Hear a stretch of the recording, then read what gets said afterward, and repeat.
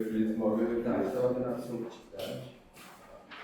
lá, a gente falou então de absolutidade, falou um pouco da hierarquia de Levi, das fórmulas. Vamos então agora começar fazendo um pouco, só rapidamente, alguns poucos exercícios sobre fórmulas que são delta zero, tá? Eu vou tentar fazer agora de modo um pouco mais intuitivo e eu vou passar, eu sei que eu não consegui passar para vocês nada, mas semana passada foi impossível. Impossível. Não tive como, não tive condição. Mas eu vou passar também uma lista, eu coloco lá, vocês viram, né? Tem várias listas lá no exercício. Inclusive, a gente pode também marcar algum dia, tirar dúvidas, fazer exercício e tal. A gente marca isso depois, tá? Mas vamos lá, vamos começar com isso aqui, ó. X igual a união de Y. A gente está retornando o exemplo inicial, né? A ideia de que essa fórmula, vamos pensar assim, né? Esse conceito com duas variáveis livres é um conceito absoluto. Certo? Como que a gente mostra isso? Primeiro a gente tem que escrever isso de modo não abreviado, né? Então vamos escrever o que a gente está dizendo aqui. Que tudo que é membro de X é membro da união de Y. Então, para todo Z, se Z pertence a X, isso acontece se somente se existe W tal que Z pertence a W e W pertence a Y. Certo? Bom, aí agora vamos começar a tentar ler essas fórmulas. Por causa das fórmulas de delta zero, tem uma facilidade a mais que a gente não precisa se preocupar com aquelas operações, né? Não sei se vocês lembram que a gente fez na aula passada. Que a gente fez que se a gente tem φ e psi são sigma n, me diz aí qual que eu coloquei, que era só uma direção, não era outra. Aí φ, y, pensar. Φ e psi é sigma n. É isso? Eu estou no localismo.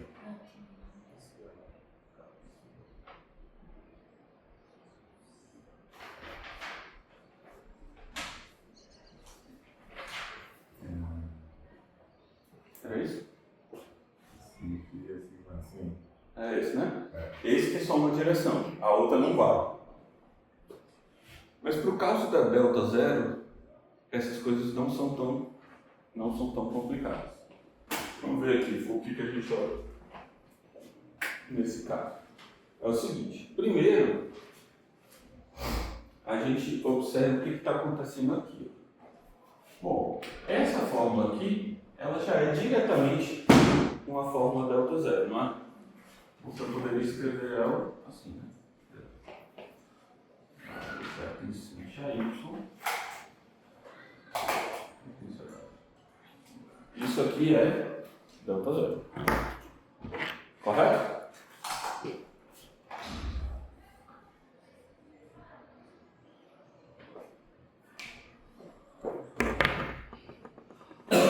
Beleza. Agora, o que acontece? Agora eu tenho esse codificador aqui, né? Como que eu vou limitar esse codificador? Vamos pensar de modo mais geral, só para a gente aprender como lidar com essas coisas. Vamos lá. Você vai querer mencionar esse quantificador no outro quantificador. Não, você pode aproveitar que já está nesse formato e você tem uma direção. Você pode separar o quê? Você tem para todo Z, alfa, se somente se, beta. Certo? A primeira coisa que você pode fazer é separar isso aqui. Para todo Z, alfa implica beta. E para todo Z, beta implica alfa. Isso vale? Isso é equivalente, é a mesma coisa?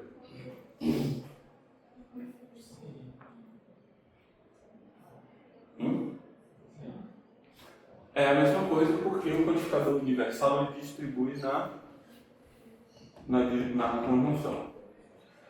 Certo? A gente viu um pouco disso na aula passada também. Né? Então essas duas são equivalentes. Então aqui você já tem uma das direções. Ó. Vamos chamar, a gente tem então que isso aqui é equivalente a todo Z. Z pertence a X, implica existe W pertencente a Y, Z pertence a W. Certo? Então, mas aqui eu já estou ensinando de um modo prático. Tá? Esse tipo de raciocínio vale só para delta zero. Quando for para níveis mais complexos, a gente tem que ter cuidado com as operações também. Certo? Porque lembra que as operações delta zero, a única coisa que eu quero saber é o quê? Se todas as formas, se todos os quantificadores são ou não são limitados. Certo? E tem a segunda parte, né? Que é para todo Z.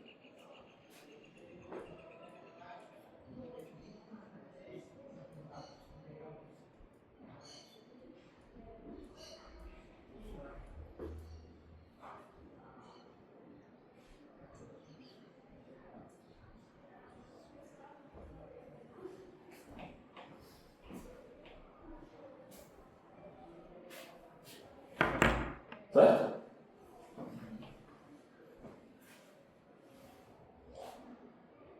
Ok. Essa fórmula aqui, ela é...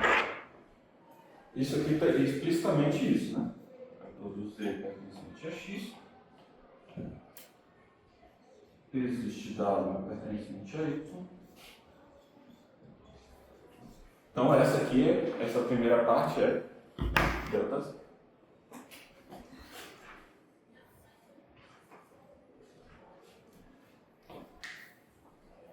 Certo? Agora e essa daqui? O que a gente faz?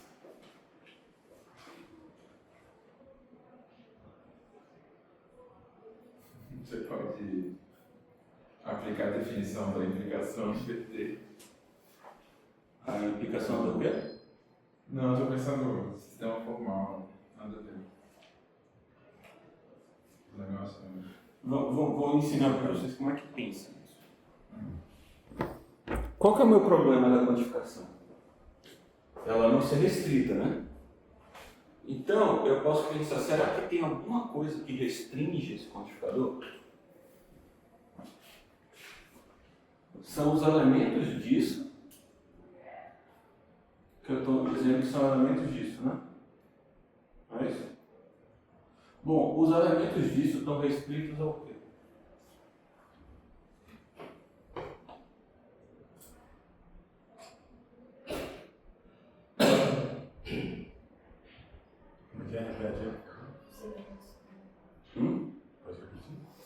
Ó, esse Z aqui, ele é dessa direção, certo? Tudo bem? Que se é elemento disso, é elemento disso. Para todo que é elemento disso, é elemento disso. Correto? Não é isso? Está restrito? Tá, né? Eu já estou dizendo que são os elementos disso. Isso aqui é um cara, mas pode ser que isso não seja absoluto, né? Qual que é a ideia agora? A gente pode pensar no contrário, que é o seguinte.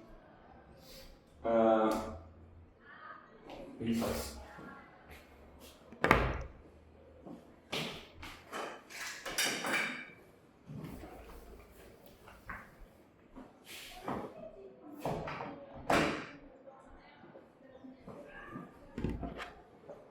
Está dizendo para todo Z Poderia ser isso, né? Para todo Z pertencente a união de Y.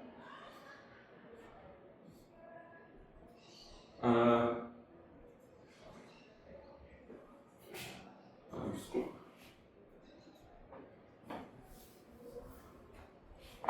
É isso mesmo, né? Para todo Z pertencente à união de Y, Z pertence a X, certo? É isso que eu estou dizendo. Isso aqui é a mesma coisa que isso, certo? Isso aqui não é pertencer à união de Y, ou não é W pertence à união de Y. É isso, né? Então, está limitado, mas isso aqui não pode, né? Porque tem que ser uma variável aqui, né? Correto? Essa é a minha dificuldade.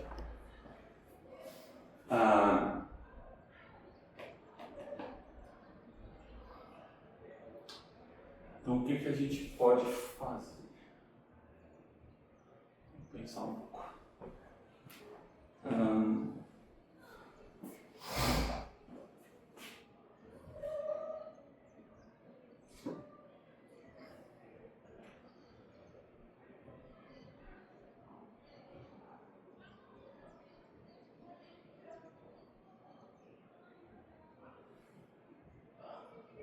Vamos lá. A gente pode mostrar aqui o quê?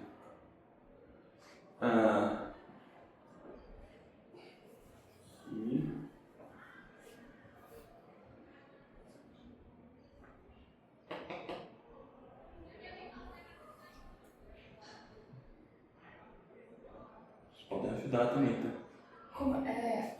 Tô brincando. Às vezes eu travo. A gente está tentando transformar aquela forma em delta Então, zero. eu quero mostrar que isso aqui é delta zero Isso também. é delta zero. Ali é uma tentativa de fazer isso. Todo Z pertencente à união de Y. Mas por que você botou a união? Por que você... Porque aquela parte da implicação você já mostrou que é delta... Isso, que é delta zero. Eu quero mostrar que essa parte também é delta zero. Aí por que ali você colocou a união de Y? Porque a união de Y não é essa fórmula. Isso, é isso aqui, mas é só para vocês verem que tem um limitante, né? Tem um limitante. O problema é que o limitante aqui não é uma variável. Certo?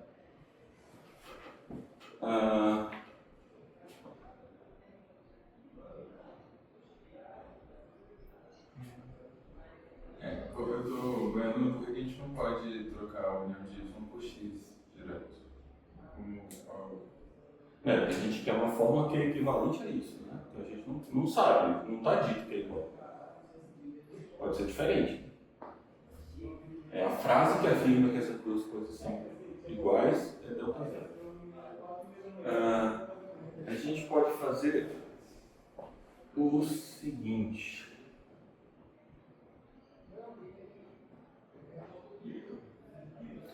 Pensando.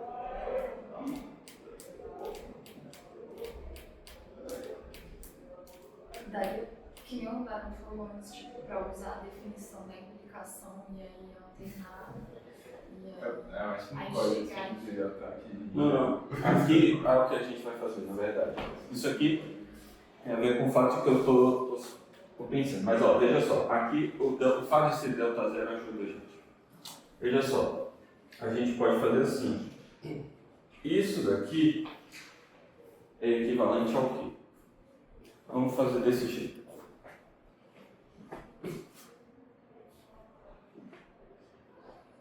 A gente, vou colocar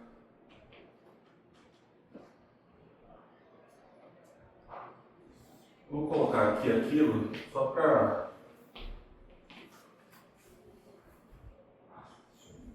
Z pertence à união de Y, só para simplificar a linguagem. Isso aqui é o quê? Não existe Z ao que não vale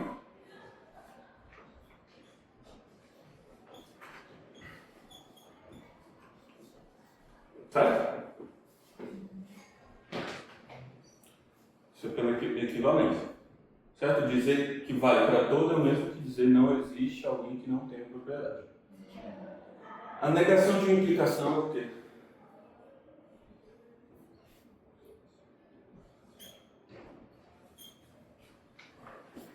não vale o primeiro e vale o segundo, né? Então, Não, eu tenho que fazer uma transferência ainda.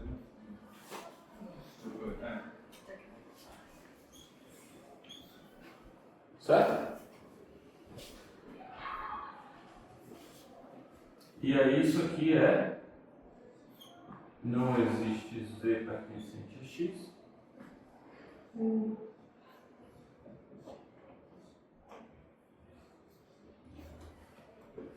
Beleza?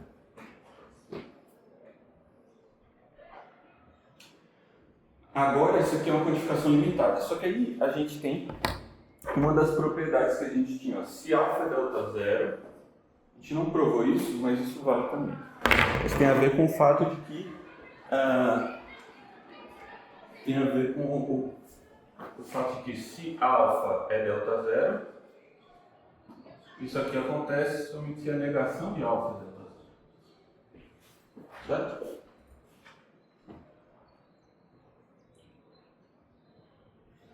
Tem a ver também com o fato de ser delta, né? Lembra que quando uma fórmula é sigma, a negação dela vai ser π. Quando ela é π, a negação dela vai ser sigma. Só que o que acontece? Só que quando é delta, é porque ela é as duas coisas, ela é sigma e π. Então a negação, porque ela é delta zero, a negação dela vai ser π0, porque ela é delta zero, ela vai ser π, a negação vai ser sigma zero. Então ela também é delta zero. Certo? E vale para todas as composições booleanas, certo? Verdade é que eu não coloquei aqui, mas isso aqui vale para todos. Todas as composições booleanas.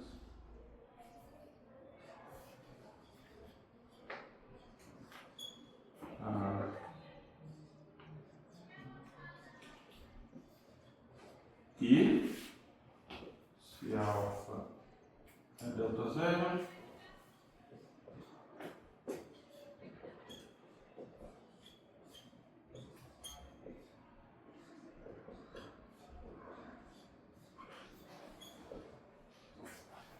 ou seja, essas propriedades aqui a gente prova por indução, exatamente naquele mesmo estilo. A gente provou só um caso um pouco mais difícil, que quando sobe o grau a gente tem umas dificuldades a mais, certo? Porque no caso de isso aqui vai continuar valendo para ΔN, né?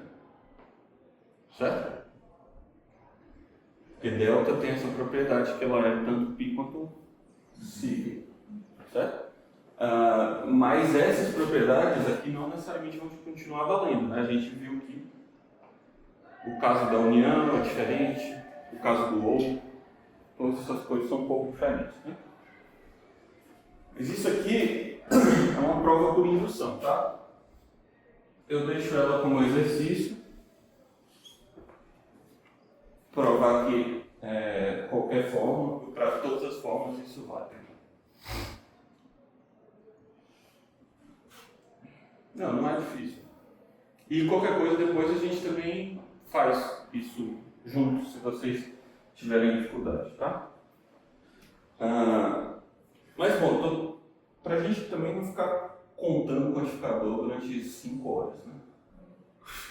Manipulando o quantificador por 5 horas. Mas beleza. Percebe, a gente fez aqui essa manipulação justamente usando o fato de que se trata de uma afirmação do tipo delta. Então, a gente já sabe que Z pertence à união de Y é uma sentença o quê? Delta zero. Então a negação dessa sentença é aqui é uma quantificação limitada em cima de uma fórmula delta zero. Ela vai ser delta zero. A negação de uma fórmula delta zero é delta zero.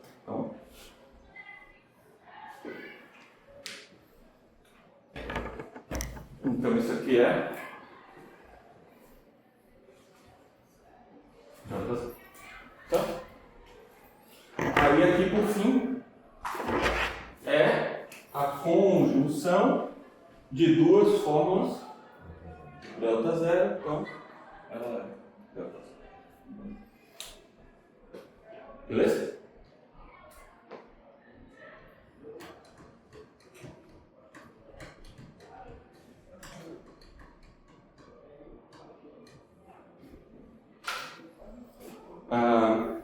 Vamos olhar só mais um exemplo.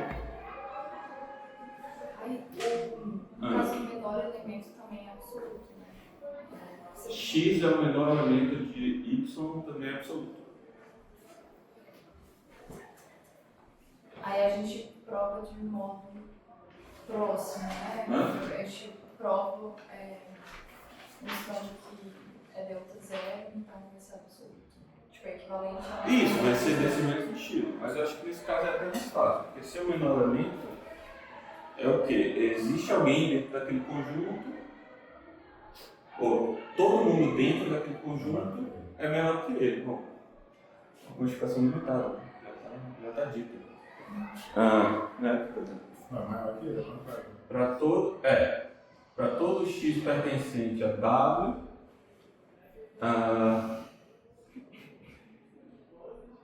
y não pertence a x. Né? Isso seria seu menor elemento. No sentido de pertencimento. Né? Poderia ter outros. Poderia ser no sentido da interseção do seu zero, né? Também que é como a gente faz com boa fundação. Pode ser também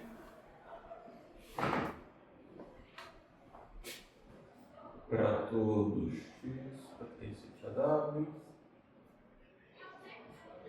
x interseção y para... Não, não é isso.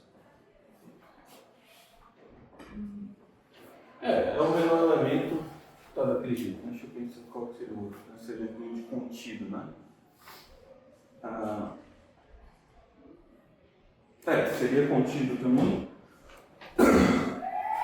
Então, x pertencente a W, y não está contido em x. Aí tem que ver que essa propriedade também é delta zero, né? De que y está contido em x é delta zero. A propriedade delta zero. É? Vamos lá. Né? O que está dizendo aqui? Para todos z pertencente a y pertence a x. Certo? Correto? Então você tem uma gama, essas propriedades todas mais simples, elas são todas delta zero. Vamos fazer um exercício um pouquinho mais longo, de ver que a noção de ser ordinal é uma noção, um conceito delta zero. Isso é importante, né? Isso quer dizer que o conceito de ordinal é absoluto. E o conceito de cardinal não vai ser, porque ele vai ser fio. Certo? Vamos lá. Isso tem a ver até com uma coisa que o Nathan falou da outra vez, né? Os ordinais eles são absolutos, mas aí os cardinais, a noção de tamanho já é um pouco mais, já não é independente da perspectiva. Beleza, x é ordinal. Isso aqui é equivalente ao quê?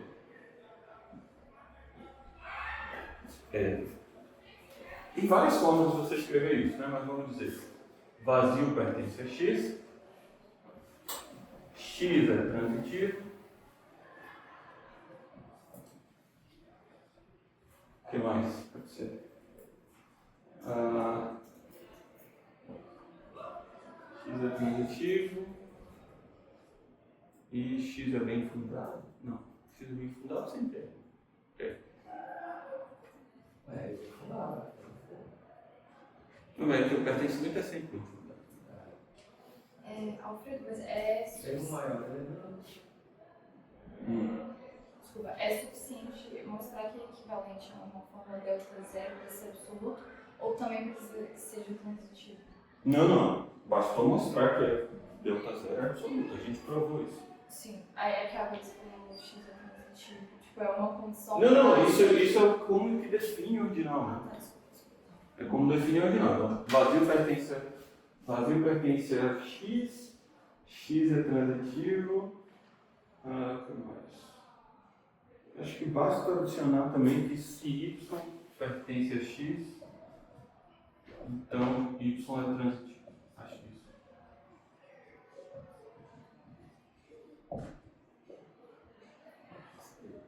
Hã?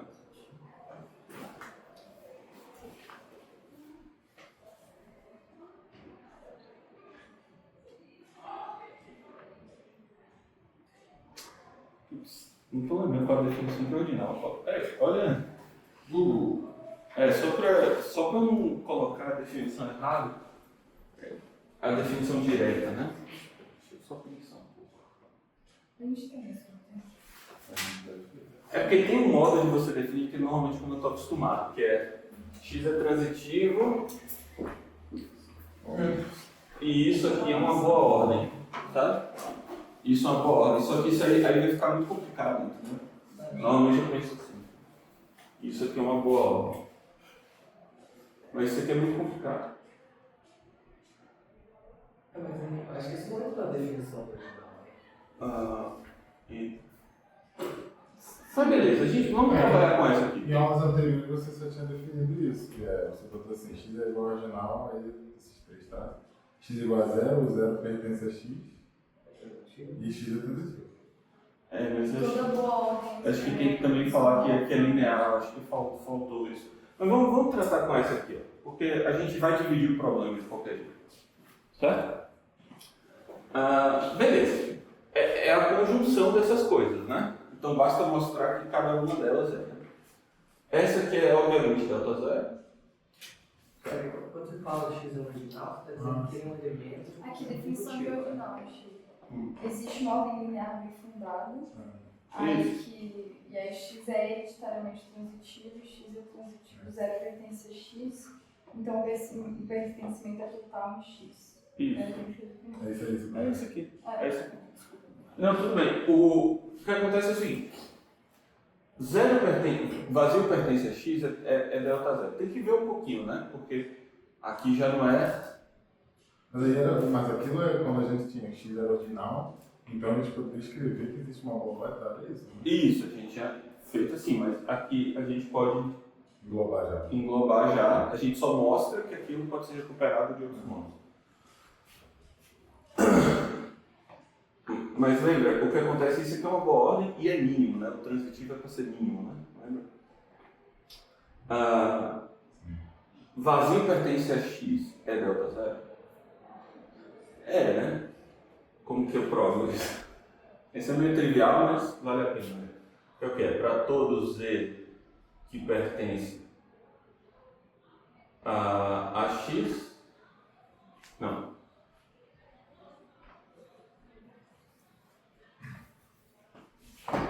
Como que eu digo que...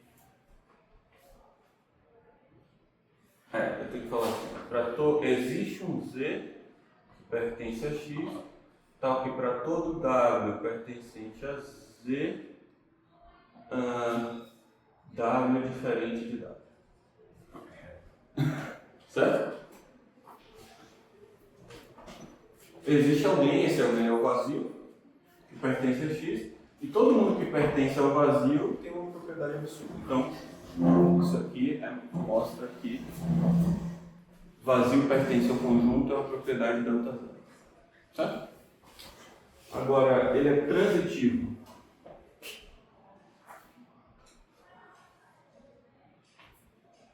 Como que é a propriedade da transitividade? Para todo y para todo z, se y pertence a z e z pertence a x, então y pertence a x. Certo? Bom, mas isso é a mesma coisa que simplesmente dizer, ó, para todo z pertencente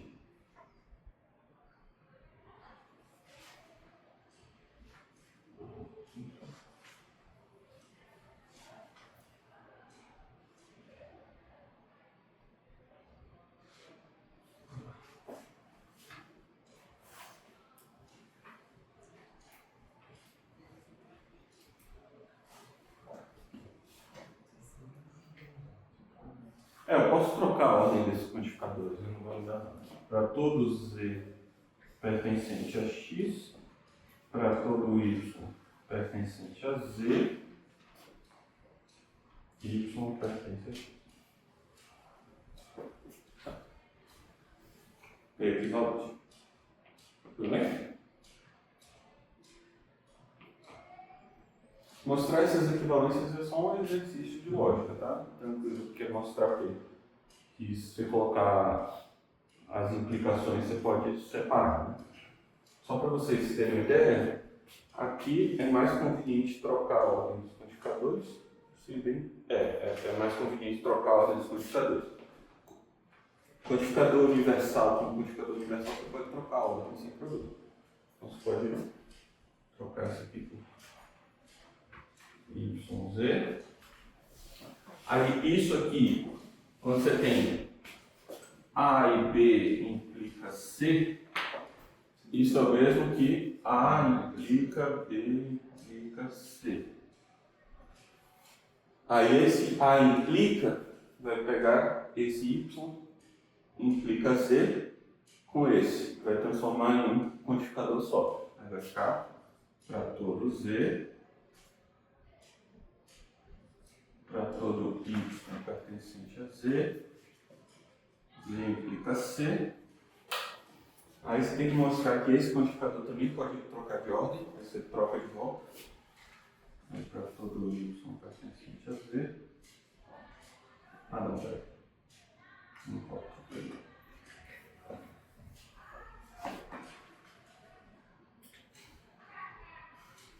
Não, tem que ser pela ordem, tem que começar do zero. Senão dá prova. Aí aqui vai ser para todo z pertencente a x. Aí aqui você pode trocar a ordem também. Você pode trocar a ordem justamente porque você não transformou nenhuma variável em variável livre. Mas estou só mostrando em resumo quais são as operações. Né? Aqui fica C, aí esse B aqui é o Y pertence a Z.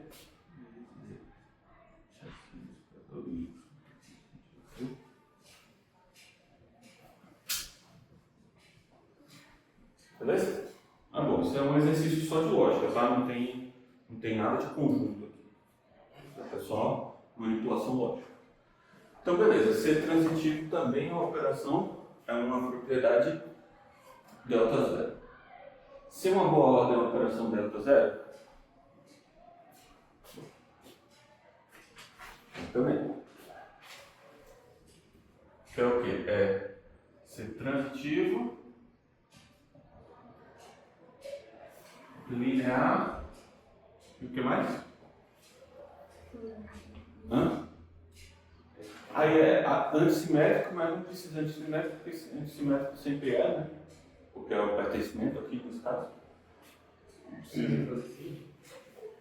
Não, é irreflexivo, mas irreflexivo sempre é, né? O pertencimento já é irreflexivo, então você não precisa pensar nisso.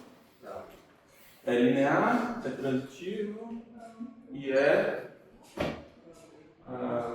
bem fundado.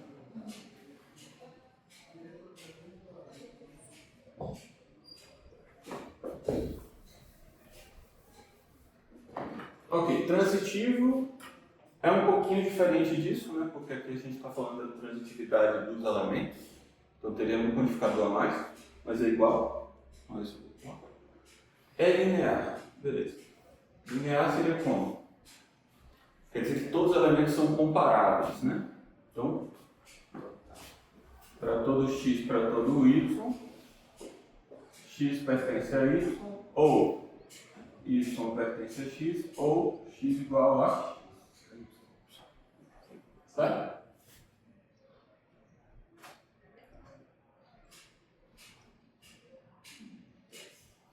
Como que a gente faz isso?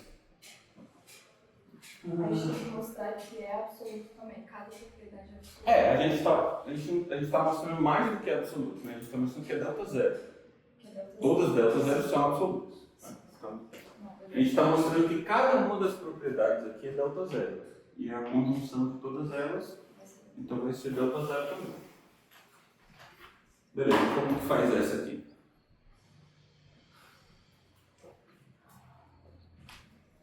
Pensar um pouquinho, né? Dá pra sacar que é, né? Porque tem aqui, ó, o x está limitado pelo y, o y está limitado pelo x, né? Um está limitando o outro, alguma coisa assim. Como é que faz? É só para vocês sentirem que tem um trabalhinho chato de ficar provando que várias coisas são delta zero. Tá? Aí era chato. Quem que avisou? Mas assim, são quebra-cabeças, assim, só um pouquinho. Como é que faz? Você tem que lembrar que você tem disponível outras propriedades, né? Qual propriedade você tem disponível? A negação, né? Transforma em negação esse tipo. Vai ficar não existe x, aí não, vai virar existe y, não isso.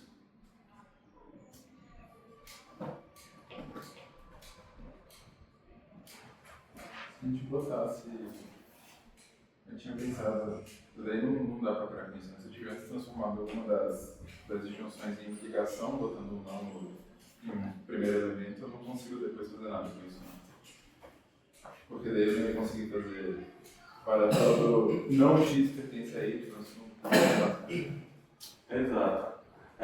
Acho que o caminho talvez seja um pouquinho mais chato, né?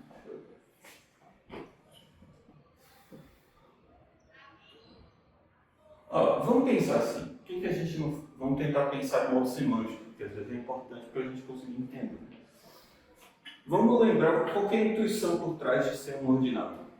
Lembra, a gente mostrou que os ordinais, ou um está contido no outro, ou o outro está contido no um, ou eles são o mesmo, né? Então a gente pode simplesmente tentar expressar isso para ver se é equivalente. Ó. É mais ou menos isso. Para todo z pertencente a x,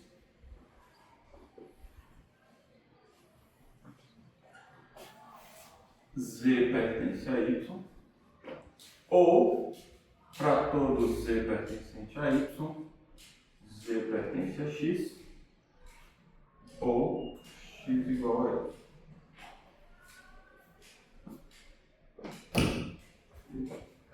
Isso que ia faltar mesmo. Hã?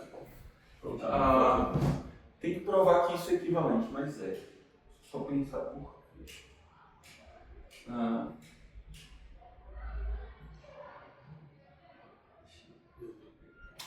Por causa da transitividade. No contexto em que você já é transitivo, você já sabe o que é transitivo, veja só, se todo mundo de x pertence a todo mundo de y, o que a gente tem?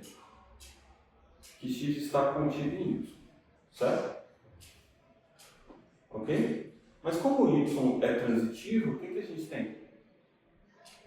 Que se alguma coisa está contida nele, ou é ele mesmo, ou é membro dele. Certo? Então a gente tem esse primeiro caso. Aqui é o segundo caso. Percebeu?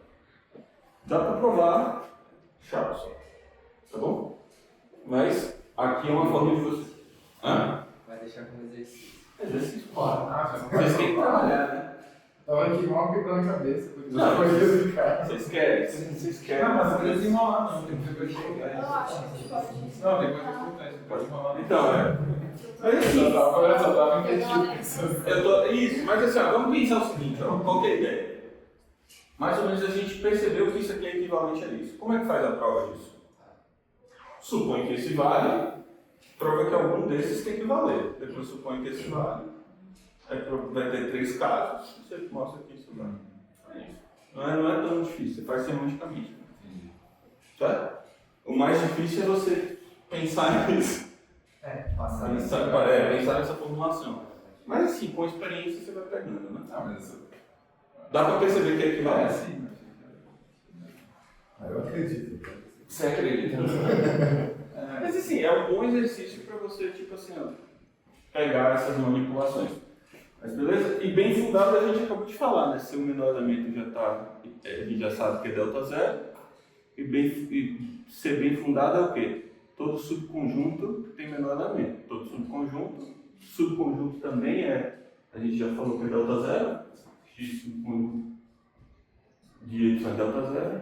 Então, tudo delta zero, delta zero, delta zero. Ser ordinal é delta zero. Volta em um só que eu tinha perdido quando você falou lá do começo do vazio pertence a x. Aí ali na forma que você colocou existe z, pertence a x, para tudo. O que está acontecendo ali é que você vai procurar quem é o cara, mas como a propriedade dele é ser uma contradição, você não vai encontrar ninguém. Aí você vai Isso, mas aí está no formato que eu sei que é. Sim. Na formulação, olha, existe alguém e todo mundo que está dentro dele tem uma propriedade delta zero. Beleza, isso é. Beleza. Os cardinais eles são construídos a partir dos ordinais. Só que aí que vem um ponto. Só que dizer que alguém é cardinal vai ser diferente. X é cardinal é o quê? Ele é ordinal e o que mais? Não existe função injetora, né? Então tem uma propriedade a mais. Essa propriedade a mais que faz com que não possa ser. Isso aqui é x é ordinal e o que mais? Para toda, aqui ó, que eu já disse, né, ela é π1, né? Para todo y pertencente a x, o que acontece? Não existe função y em x tal que f é bijetora. Certo? Basicamente o que a gente está dizendo aqui? Ó? Ele é um ordinal e todo mundo menor do que ele é o quê? Não pode ter o mesmo tamanho que ele. Certo? Que nem o ômega. Pensa ômega. Toda a mesma ômega é o quê? Finito. Então não tem uma objeção desse elemento com o próprio ômega. Agora, ômega mais 2 é cardinal? Não, né? Por quê? Porque ômega pertence a ômega 2 e tem uma objeção de ômega em ômega 2. Certo? Ômega mais 2. Certo? É por isso que o ômega mais 2 não é cardinal, enquanto ômega é um cardinal. Beleza? Só que aí o quê? Isso aqui não altera a complexidade da fórmula, né? Por quê? Porque é uma quantificação limitada. Agora isso aqui é o quê? Não existe. Existe uma propriedade o quê? Sigma, né? Não existe uma propriedade π. Então, isso aqui vai ter cara de uma função de o quê? De uma propriedade π1. Certo? Porque isso aqui vai ser delta zero, ser bijetora é delta zero, ser função é delta zero, está contido no produto cartesiano é delta zero, que é basicamente assim. Isso aqui seria: não existe f tal que f é subconjunto de y cartesiano x e função f e bijetora f. Tudo bem? Ser o produto cartesiano, igual isso aqui, ó. Ser o produto cartesiano com a propriedade delta zero. Mesmo tipo de trabalho, nada demais.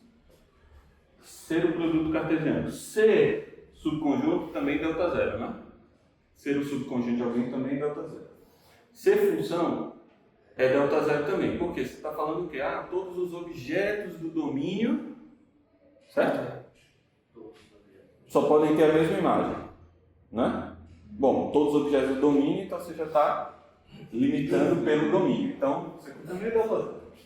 Se a objetora também é uma propriedade, ó, todo mundo do domínio, se é igual à imagem, então também limitado. Certo? Porém, Chato fazer. Beleza? Mas beleza, isso aqui é delta zero.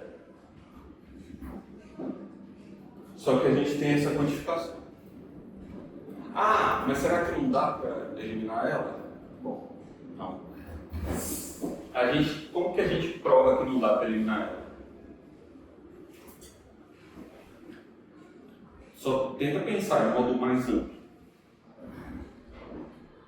Se desse, o que aconteceria?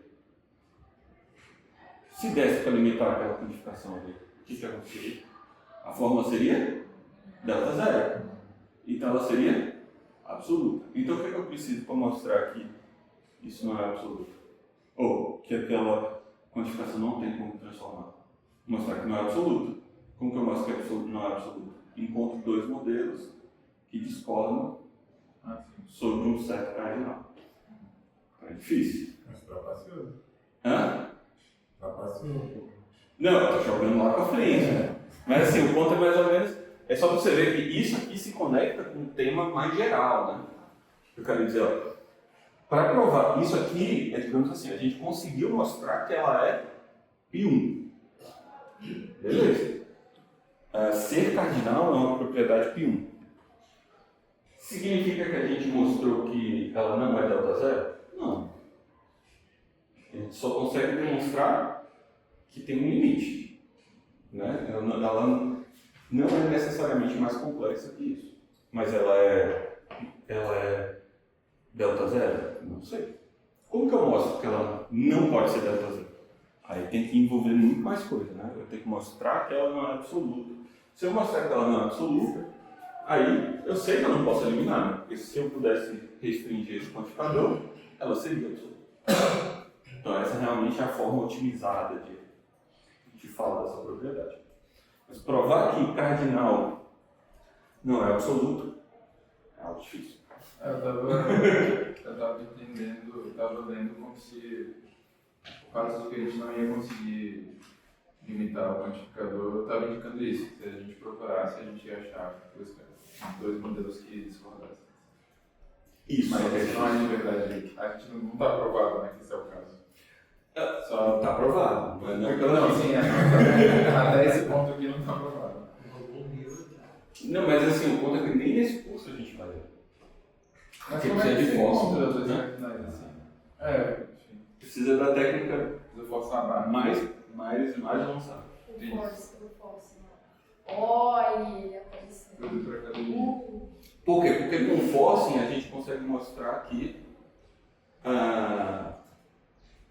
existe de que dois modelos discordam se um certo ordinal é cardinal.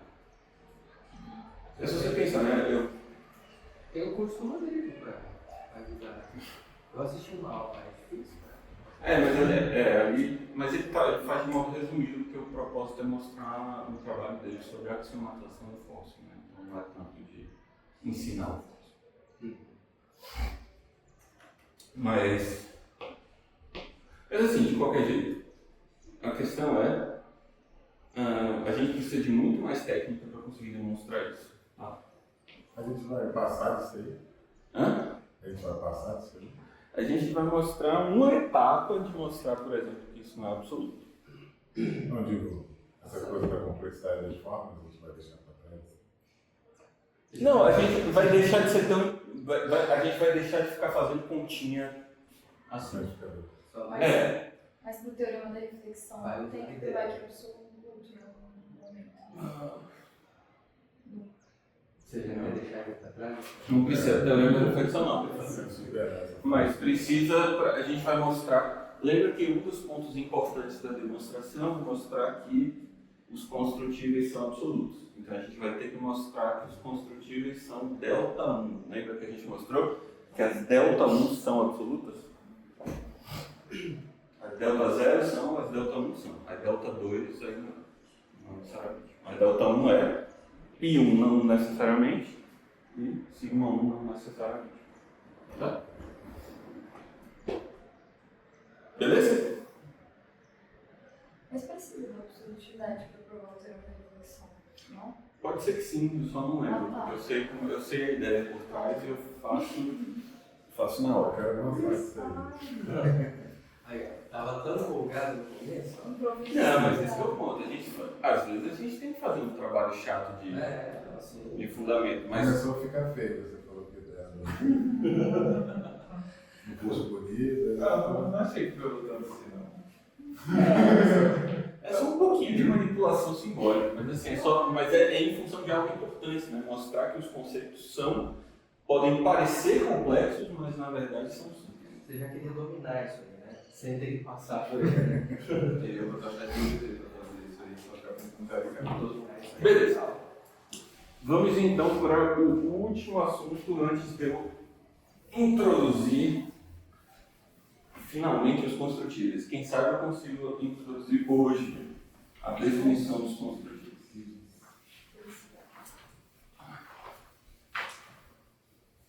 Esse é o teorema da reflexão. Hã? Teorema da reflexão, tá? Próximo. Aí, foi. Eu fico assim quando eu tô sozinho. Meu irmão não fica assim, meu irmão é um tipo. A gente tem outras coisas, assim. Bom,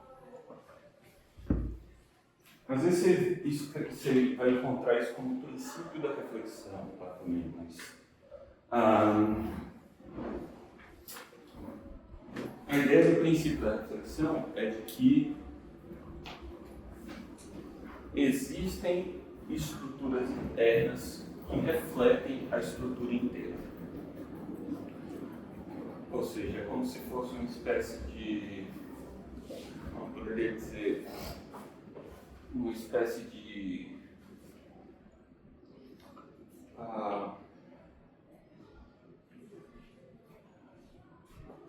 como se fosse uma espécie de o todo imita a parte. Vamos fazer assim, existe uma certa parte do universo que imita propriedades relevantes do universo completo. Num sentido bem particular, né? Vamos ver. Olha só. Vou criar uma maquete do universo. Isso, é como se fosse isso. É como se, ó, tem um universo. O universo é a cidade de Brasília. Aí tem um pedaço da cidade de Brasília A Feira de Ciências. que fica ali. Não, aí você olha. Será que tem um pedaço da cidade de Brasília que tem as mesmas propriedades topológicas da cidade de Brasília? No sentido, em algum sentido específico? Talvez você vai ali no memorial do JK e tem um mapa, tem uma maquete de Brasília e a propriedade dela parece, em um certo sentido, com as propriedades do mapa de Brasília. Mais ou menos isso, é de você olhar para um universo pequeno que imita o que acontece no todo, certo? Então veja só, o que acontece é o seguinte, se você tem uma forma princípio ou teorema da reflexão. Como que é isso? Não, peraí, mas por que o princípio é o teorema? É que São coisas basicamente não é muito. É porque é um teorema, mas você vai ver várias vezes as pessoas falarem em princípio, vai ver escrito princípio, por isso eu estou só adiantando. Mas você argumentaria que é qual dos dois? É, teorema. Então, teorema que prova o princípio. O teorema prova o princípio. Prova. Pode ser teorema. Qual que é a ideia? É que se você tem uma forma qualquer, φ, digamos que ela tem um certo número de variáveis, certo? Eu estou usando isso aqui e vocês já estão acostumados, né? Isso aqui é para dizer que eu tenho x1, x2, até um xn, certo? Variáveis φ. Uma forma qualquer. Eu tenho um conjunto qualquer.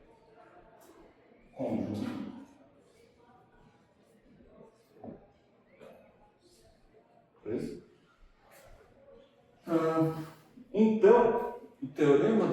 expressão, ele vai me dizer o seguinte: existe um conjunto M que contém A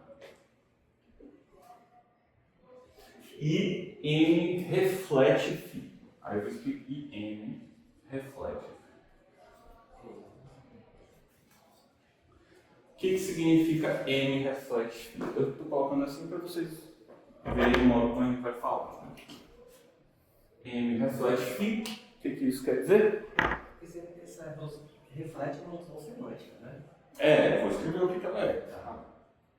Eu coloquei assim para abrir agora. O que significa isso? Para todo A1, AM e M, φ da barra, a barra seria esse A1 aqui, vale se somente se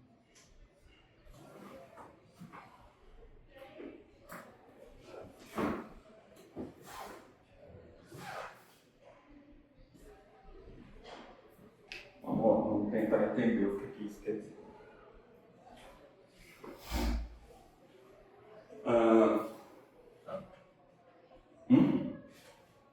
Vamos lá. O que a gente está dizendo aqui? Ó? A propriedade φ, desse lado aqui, a gente está dizendo o quê? A propriedade φ vale no universo, certo? No universo onde a gente está. Tudo bem? E aqui a gente está dizendo o quê? A fórmula φ vale do ponto de vista de M. Certo? Então, veja só, tem um conjunto que, a respeito da propriedade φ, ele reflete exatamente a mesma propriedade que o universo. M é a parte. Isso. Esse M aqui é a maquete que está lá no memorial do JK. Entendeu? Ele reflete essa propriedade φ. Reflete essa propriedade φ. É uma propriedade que se aplica ao rolê todo. Só para vocês verem uma consequência muito, muito interessante disso, é o seguinte. Mas é tipo que se aplica a M também, né? Não, vale se somente se a outra vale, né? Ou seja, ela realmente tem a propriedade de... Tipo, ela imita o que acontece no modelo inteiro. Só que M é um conjunto. É um conjunto que, a respeito da propriedade φ, ele imita exatamente o que acontece no modelo inteiro. Para exatamente os mesmos elementos. Sendo que tipo, o φ no modelo é aplicado a vários outros conjuntos, etc. E nesse conjunto ele está imitando o que acontece com os conjuntos, mesmo ele sendo uma coleguinha dele. Exato. Assim, se, por exemplo, se não tiver variável livre, né, quer dizer, a forma vale se somente se vale no modelo. Tá? Mas essa reflexão é só pelo fato de que é C somente C. Isso. Ela reflete, se for falso. Se para os elementos, digamos, se para mim é falso, ó, se para meu bonequinho lá na maquete vale, então quer dizer que vale para mim no mundo real. Se na maquetinha o Mank vale, então vale para o Mank também. Entendeu? Se é falso para o Nathan, é falso na maquete, é falso também no... Mas e a volta? Isso, várias duas coisas. Tanto um lado quanto o outro. É porque reflete, né? A ideia de reflexão. A ideia é só que os valores vão ser exatamente, se for falso vai ser falso, se for verdadeiro vai ser verdadeiro. Vamos ver uma consequência que vai ficar até mais calmo. Olha só, antes da gente ver a prova disso. Olha só que interessante.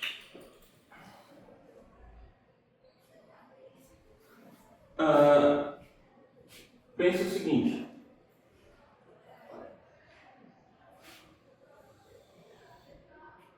Pensa que eu tenho um subconjunto finito de zero. Ou seja, dos axiomas mesmo, certo? Isso aqui é na metateoria que a gente está falando, tá? Ou seja, pensa um subconjunto de fórmulas de ZF. Só que ele é um subconjunto finito. Beleza? Como ele é um subconjunto finito, ele tem um número finito de coisas, eu posso fazer o quê? A conjunção de todos eles, né? Então, isso aqui vai ser transformado em uma fórmula sem variáveis livres, que é igual a conjunção de tudo que está em... Beleza? Conjunção é o quê? Conjunção é o way. Juntar todo mundo. Junta todo mundo. Tem Fórmula 1, Fórmula 2, Fórmula 3. Vai ser Fórmula 1 e Fórmula 2, Fórmula 1 e Fórmula 3. Beleza? Só isso. Então isso aqui é um subconjunto finito de zero. Qualquer um. Tá? Só a única questão é que é finito. O teorema da reflexão me diz o quê? Bom, eu posso dizer que o A é um conjunto vazio, para não precisar ter nada. O que ele está me dizendo? Então, pelo teorema da reflexão, existe um M tal que o quê? Phi vale, system with C, Phi vale. Certo?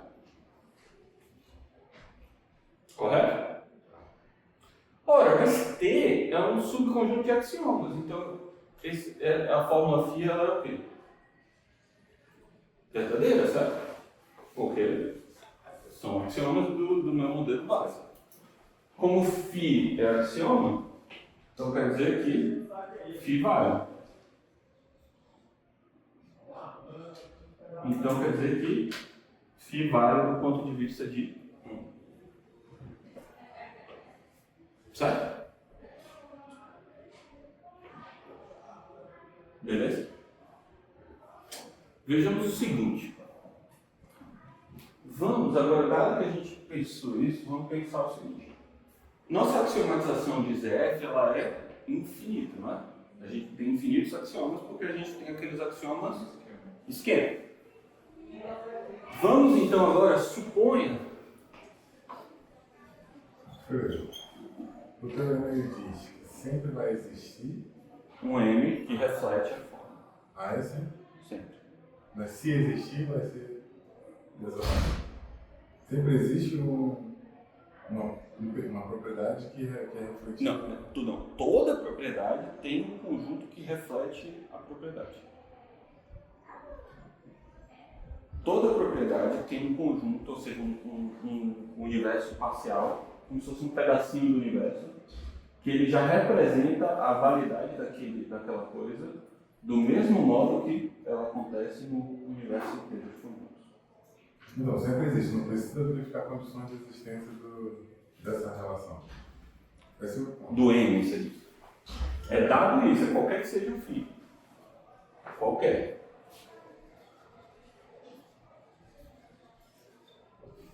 Qualquer fim. Você sempre vai encontrar Um M que reflete ele. Tá. Olha a consequência disso que é interessante.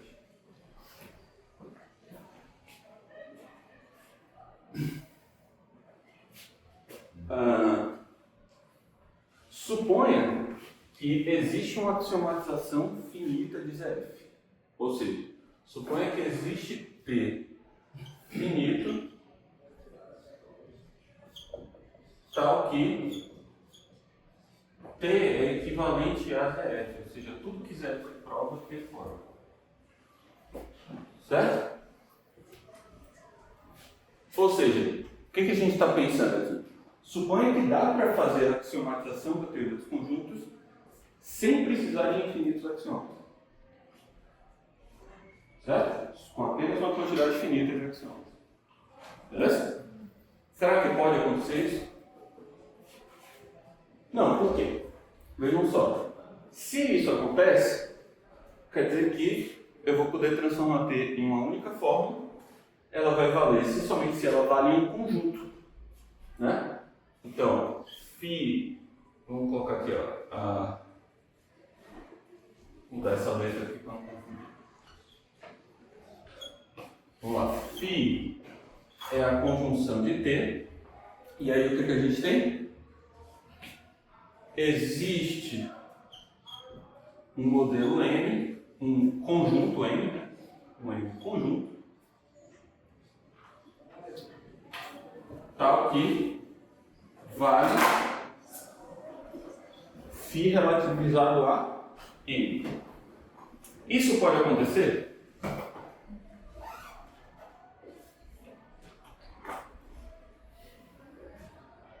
O que a gente estaria obtendo? Vamos só pensar. A gente estaria obtendo um modelo de ZF que é um conjunto.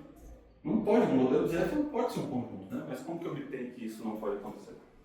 Isso aqui seria o quê? M é um conjunto e M é um modelo de ZF. Por que isso não pode acontecer? Isso considerando finito. Considerando finito. Porque se M é conjunto, lembra que a gente conseguia internalizar a noção de satisfação para M. Certo? Você teria que usar a verdade para o zero. Exatamente. Você conseguiria fazer uma definição da verdade de ZF. E não pode existir uma definição de verdade para ZF. Porque o que a gente provou isso lá algumas aulas atrás, que se M é conjunto, a gente consegue o quê? Definir um predicado de verdade para ele. Certo? Então a gente conseguiria definir o quê? Um predicado de verdade para ZF.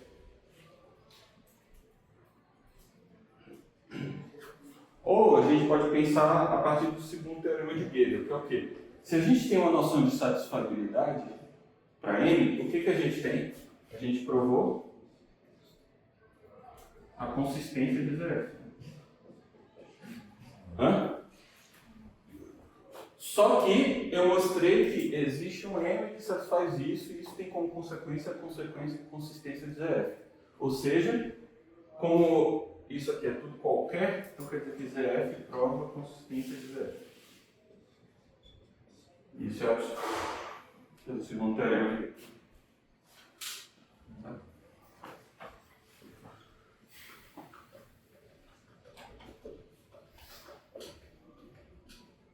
Isso se aplica a qualquer teoria que é suficiente para expressar aritmética. Isso. Não necessariamente ZF. Qualquer teoria. Sim. O teorema da reflexão, ele... Não, o teorema da reflexão não. O teorema da reflexão é outra coisa. Sim. O segundo teorema é Gödel, né? Mas aí o teorema da reflexão, ele não é aplicado a qualquer teoria que é suficientemente... Não. Não? Não. É especificamente para... Para algumas teorias. Por exemplo, algumas teorias de classe, por exemplo, não tem teorema da reflexão.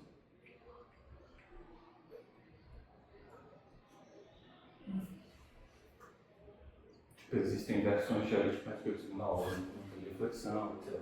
Tem várias outras coisas. Enquanto a ZF tem, e a aritmética de piano também tem reflexão. Beleza? Mas isso é uma consequência que eu considero super bonita, né, a respeito disso. Por causa da reflexão, você demonstra o quê? Que não tem como formalizar ZF de modo finito.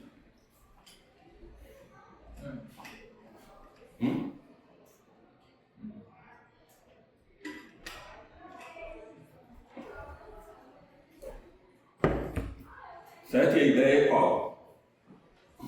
Só revisando aqui. Tem como formalizar em modo finito? Sim, então a gente faz.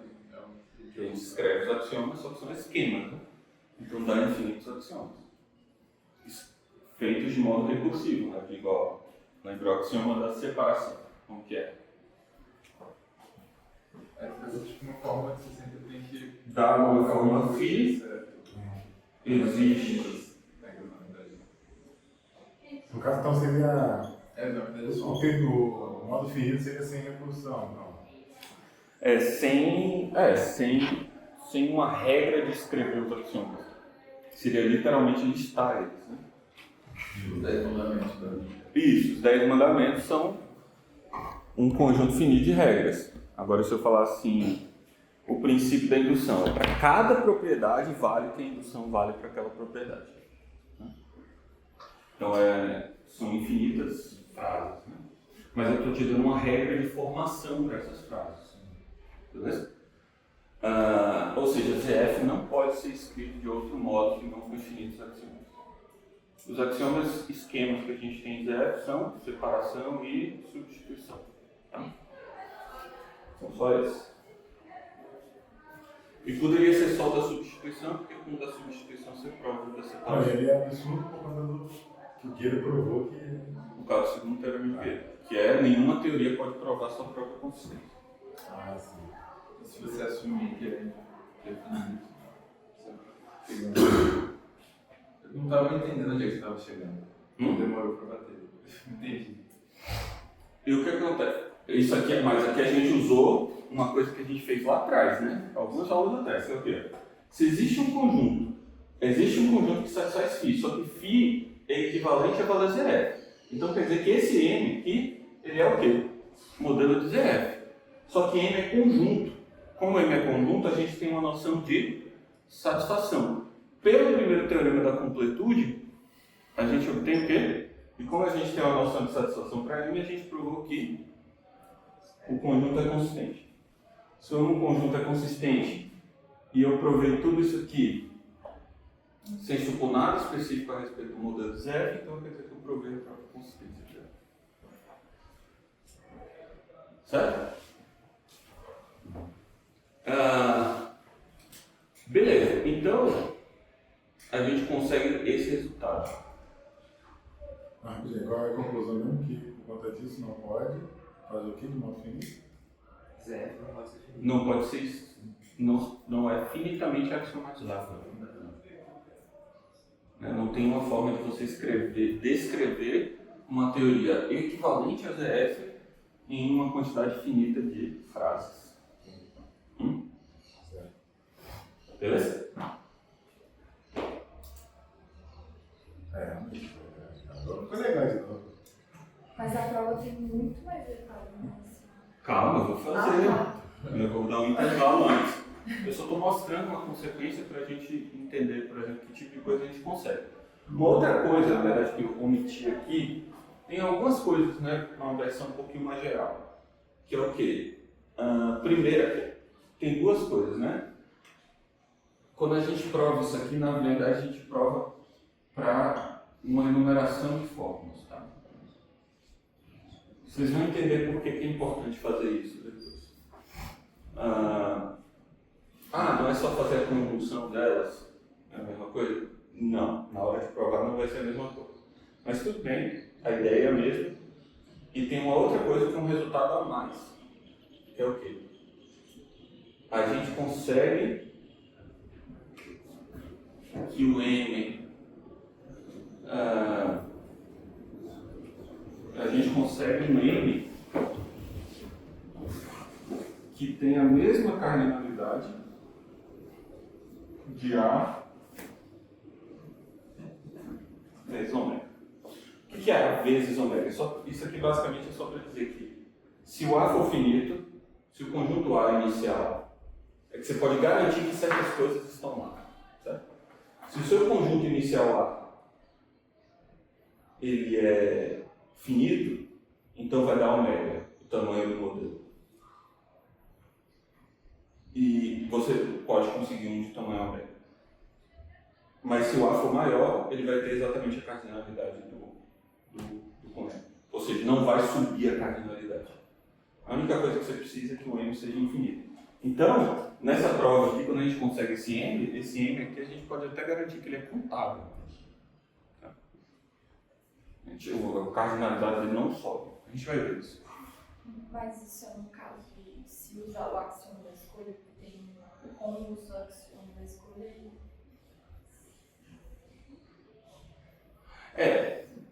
Exato. Eu estou assumindo o axioma da escolha. É. Tá me roubando aí.